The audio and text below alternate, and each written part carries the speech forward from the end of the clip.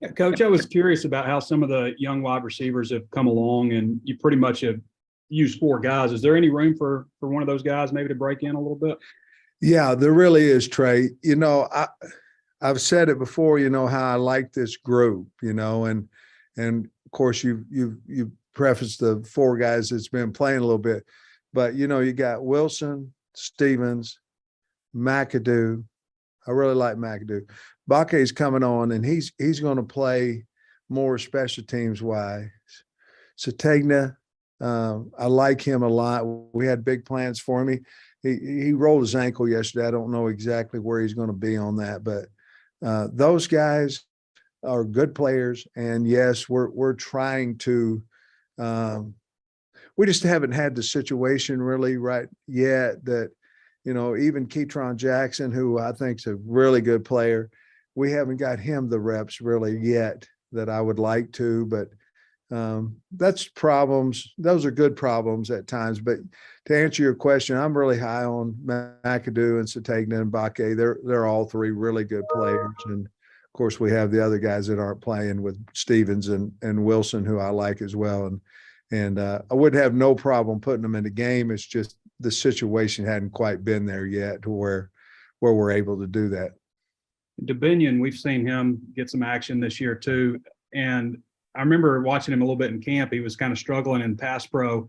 That's obviously an important thing for running back and something freshmen struggle with a lot. How far has he come along in that? And as he improves, is that going to increase his playing time? Well, I think quite a bit. I think he has improved. Jimmy does a good job of working with those guys, and he's always had to want to. He just turned his body all the time, trying to invite them one way, and once you give it up shoulder, they're going to take it, and you get a little bit of problem there. But he's learned from that. He is tough. The guy who probably, if you look at Rocket Sanders, he's improved, I think, from last year. I think he's a better back. And then you go to AJ Green, and AJ is now, in my opinion, the guy that we recruited. In other words, he's an SEC back. He's running hard. He's moving piles forward. He hadn't broke one of those like I think he will eventually, but 9 carries. I thought that was a good week for him last week in a SEC ball game. Then you have R-Dub, who will his carries increase? Yes, but Damo's coming back. So you've got 4 guys back there you're trying to give balls to. Obviously, Rocket is the guy in that room. If Damo wasn't coming back, I probably would tell you absolutely that R-Dub's reps would increase. But with Damo coming back, I don't know exactly how that's going to look yet. We'll have our coaches meeting on Saturday, see what Jimmy thinks about it. But I don't really know at this point, to be honest with you, Trey. So we are going to see Dominic Johnson this week. Is that what you're saying? Well, I hope so. He's looked good. He's got the brace off.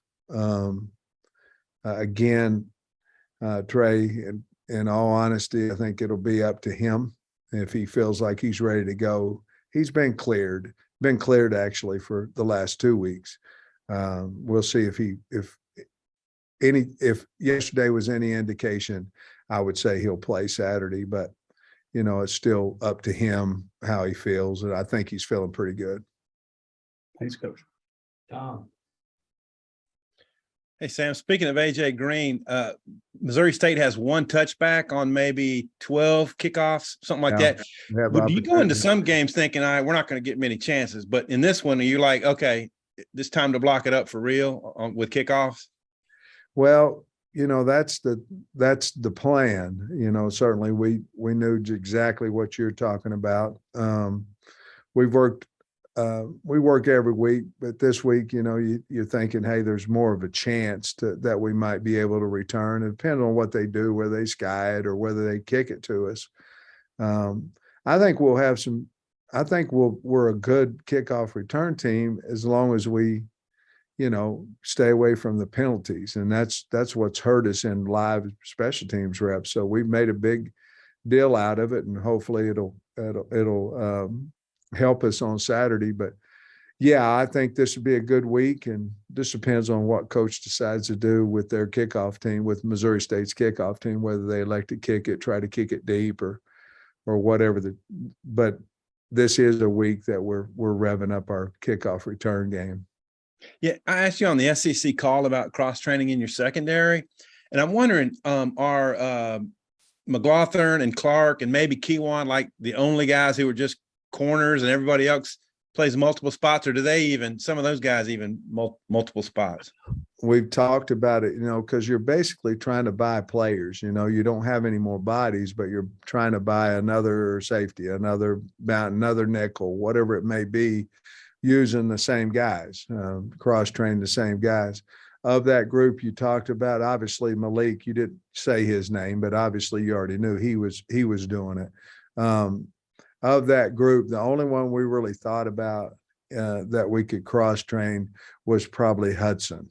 That we could move him to a boundary safety or something of that nature. But that's really of those three. You're right. Of those three, that would be the only one that we think we cross-train. I don't think Nudie, there would be no really reason to move him, Kiwan Parker, with his size and stature and the fact that he hadn't played a lot of ball. We probably wouldn't want to do that to him.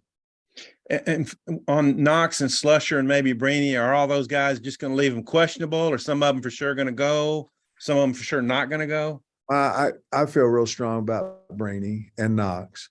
Slusher's still up in the air. So we'll see if he'll be available. And hadn't done any practicing. So there is a chance that he would be available, but we'll have to see. It's a day-by-day deal. We'd have to kind of see today how that works. Scotty. Hey, Sam, you mentioned Nudie a minute ago, got 2 picks in his first 2 games. I mean, just what do you think is key that success that he's had? Like, what is it about him that I guess is leading to his production? Well, he's really confident. I think that's the first thing a corner has to be, but he sees, he saw the route. He sees routes well. I mean, he does a lot of film study before, obviously each game, understands who his opponent is, who's he playing against, gets some tips off of that and things of that nature. But, it's one thing to break in front of a ball and another thing to catch it, and he has very good ball skills. So he gives himself an opportunity to pick them. But, he's long, and he's probably the prototype corner. He's a corner. He's probably not going to knock you out in a tackle and all that. He'll get you on the ground. But I like him because he's got really good ball skills and he's really has good awareness, and certainly played before, and that helps him.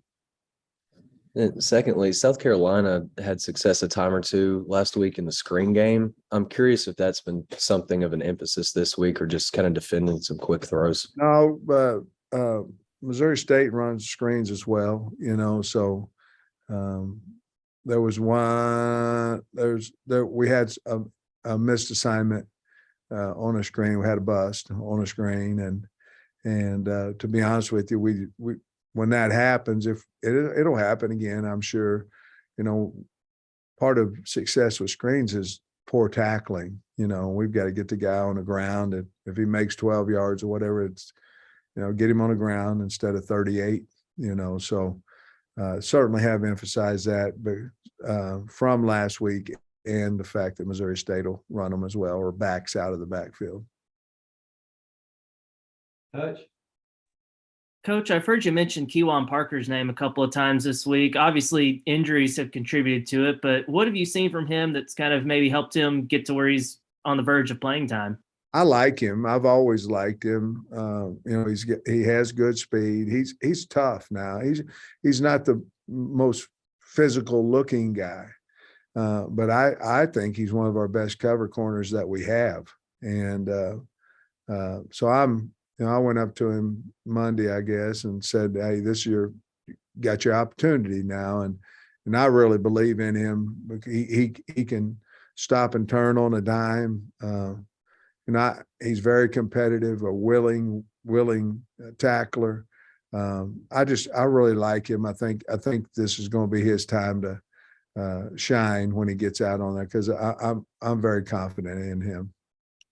And also, I went back and double checked this afternoon, but Jordan Jones, who's now there at Missouri State, committed to Arkansas, I believe in the summer of 2014, when you were still here. Do you remember anything about, recruiting him? And what is it kind of crazy you're playing a guy that now 8 years later is still playing in college football? Well, I don't remember. I'm looking to see who you're talking about. Which one is he? The wide receiver, Jordan Jones. He's number one. Yeah, I don't remember a whole lot about him out of when I was here the last time. I don't. So, and I don't mean that to be disrespectful to him, but no, I didn't remember his name, or I don't remember anything about him. Bob? Hey, Sam, he's from Smackover, like Tom and Clyde Scott. Anyway, there's a little trivia there for you. Hey, the defensive line rotation seems to be really good. I think you've got 8 guys that have played 40 plus snaps in 2 games. And just how good do you feel about that rotation, and how big a plus is that, especially in this league? I think our philosophy or what have you is to keep the freshest guys out there. Well, that's a good philosophy if you have 2 deep. It's not very good if you don't. So I think Deke's done a nice job of coaching these guys up. They're playing extremely hard. To be honest with you right now, I don't know a whole lot of difference, if any, from the ones that run out there and the 2s that run out there. Production wise, I would bet you there's not much difference in that as well. So, which was once what might be considered not a strong suit for us. I think they've been playing really well, and I think part of it's been because they're keeping fresh guys on the field. I think the other part of it is the guys we've had got better, bigger, and stronger, and then the portal guys coming in have certainly helped us. And then, Isaiah said this yesterday. We asked him, I guess I asked him about the new guys, and he said, hey, he doesn't feel threatened by them. If they're playing better and getting more playing time, that's on him to work harder and get better. And Eric and Zach Williams said basically, Eric Gregory said basically the same thing in camp, that, they welcome the competition, they welcome the depth. How good is it to hear that and to know that it's a good room and everybody fits in pretty well? Well, it shows a lot about those kids. Each kid's got to have that feeling on their own. I think it shows about our program and people understanding if you want to run out there with the first group, you've got to earn that. I think they believe we're going to bring in good character kids. I think it's a lot of that is on the guys we bring in, as long as they'll come in and work and we don't give anybody anything. We don't give them a spot. They have to earn it. Once that happens, I think it's just a much easier transition between the new kid coming in and the team itself. So we're very conscious about a transfer guy coming in. He's got to earn what he gets. And I think it's good for the team that way. And the team accepts it a little bit better, like what you're speaking of, they did. And when you research a transfer, obviously you want to see production on the field, on the film, but how important is it to, like you say, you check with, different people in their lives, find out what kind of character kids they are and how they take coaching, things like that, not just what they're doing in the games, but the other stuff. I think it's huge. Football has a lot to do with speed and strength and all that kind of stuff. But to be honest with you, it has a lot more to do with heart and what am I willing to do for the team and non-me guy and all those type things. There's so much more that goes into a football player character than just a 40 dash time. And you see guys that are fast and big and strong that fell in college football. And to be honest with you, for the most part, it's the love of the game's not there, or the willing commitment to the game is not there. So we want somebody that fits our program, because we know it's very difficult to play on our football team. It is. It's hard. It's hard work, and a lot of discipline involved in it.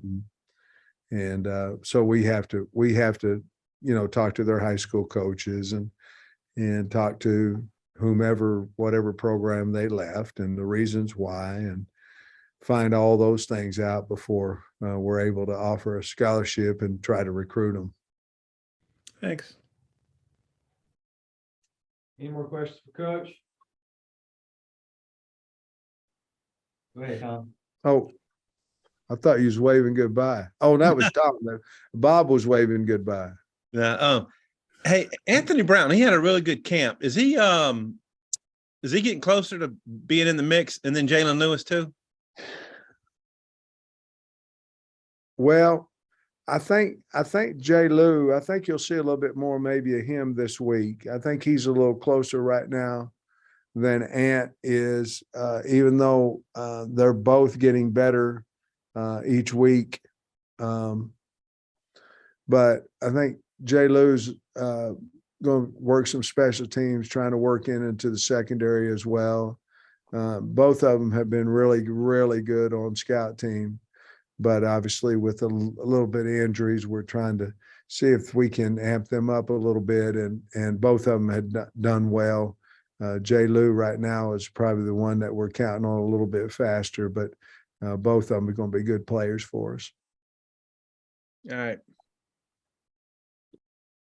If I ask one more, Sam, on the defensive line subs, is that totally Deke? Is that Deke and Barry? Is that you, Deke and Barry? How does that work?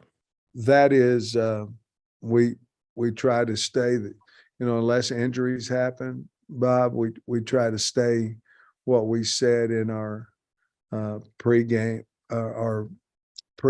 coaching staff meeting. And so whatever's said in there is how we rotate them. Obviously, unless injuries have come up, and we'll say, hey, on third down, games on the line, or third down here, we want these guys in the game. So I pretty much know exactly what their plans are, and either I'm okay with it or I'll veto it and say, no, we need to do this or that. But most of the time, that's Deke that decides what his kids are, where they're at, just like it would be Jimmy with the running backs. But we have a meeting before. I'm well aware of how we're going to play them, but when and all those things, the feel of it is up to the position coach, unless I just say on the headset, hey, I want so-and-so in the game, Okay, thanks. Mm-hmm. All right, I'll wrap us up. Thanks, Coach. All right, go Hogs.